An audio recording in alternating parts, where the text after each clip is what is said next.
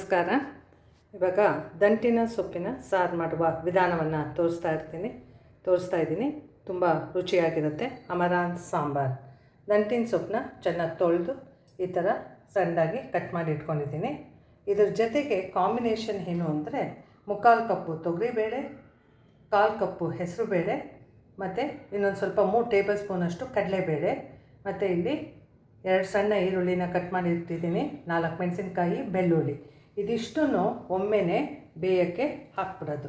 ಇದಕ್ಕೆ ಮಸಾಲೆ ರೆಡಿ ಇಟ್ಟಿದ್ದೀನಿ. ಮಸಾಲೆಗೆ ಬೇಕಾಗುವ ಸಾಮಾನುಗಳು: ಅರ್ಧ ಕಪ್ಪು ತೆಂಗಿನಕಾಯಿ, 1 ಸ್ಪೂನ್ ಧನಿಯಾ, 1 ಸ್ಪೂನ್ ಜೀರಿಗೆ, ಅರಶಿನ, 1 ನಿಂಬೆ ಗಾತ್ರದ ಟ್ಯಾಮರಿನ್ನು, ಹುಣಸೆಹಣ್ಣು, ಉಪ್ಪು ಕೂಡ ಇಲ್ಲಿಟ್ಟಿದ್ದೀನಿ.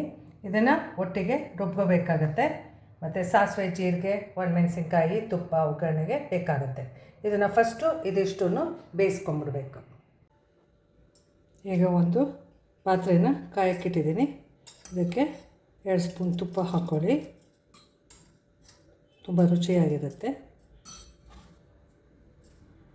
ಮತ್ತು ಇದಕ್ಕೆ ಸ್ವಲ್ಪ ಕಾದ ನಂತರ ಸ್ವಲ್ಪ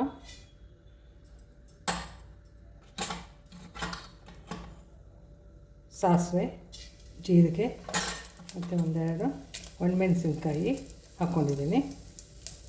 ಮತ್ತು ಮೊದಲೇ ತಿಳಿಸ್ದಂಗೆ ಇದೊಂದು ಮಸಾಲ ಗ್ರೈಂಡ್ ಮಾಡ್ಕೊಂಡಿದ್ದೀನಿ. ಇದನ್ನು ಹಾಕಿ ತದನಂತರ ಮೊದಲೇ ತಿಳಿಸ್ದಂಗೆ ಈ ಸೊಪ್ಪು, ಬೇಳೆ ಎಲ್ಲ ಒಂದು ಕುಕ್ಕರಲ್ಲಿ ಹಾಕಿ ಬೇಯಿಸ್ಕೊಂಡಿದ್ದೀನಿ. ಅದನ್ನು ಕೂಡ ಮಿಕ್ಸ್ ಮಾಡಿಬಿಡಿ. ಮತ್ತು ಇದನ್ನೆಲ್ಲ ಒಂದೇ ಸಲ ಬಾಯ್ಲ್ಗೆ ಇಟ್ಕೊಡಿ. ಇದಕ್ಕೆ ಒಂದು ಸ್ವಲ್ಪ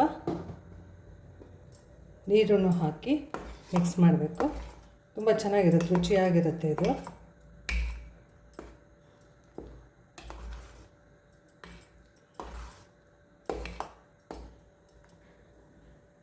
ಸ್ವಲ್ಪ ನೀರು ಕೂಡ ಆ ಸೊಪ್ಪೊಳಗೆ ಹಾಕಿದ್ದೀನಿ. ಸ್ವಲ್ಪ ಇದನ್ನು ಚೆನ್ನಾಗಿ ಕುದಿಸಿ ಈ ಥರ ಮಾಡೋ ಸೊಪ್ಪಿನ ಸಾರು ತುಂಬ ರುಚಿಯಾಗಿರುತ್ತೆ. ಇದು ಮುದ್ದೆಗೆ, ಅನ್ನಕ್ಕೆ ಎಲ್ಲ ತುಂಬ ಚೆನ್ನಾಗಿರುತ್ತೆ. ಕುದಿ ಬಂದ ತಕ್ಷಣ ಆರಿಸ್ಬಿಡಿ. ಸೊಪ್ಪಿನ ಸಾರು ರೆಡಿಯಾಗಿದೆ.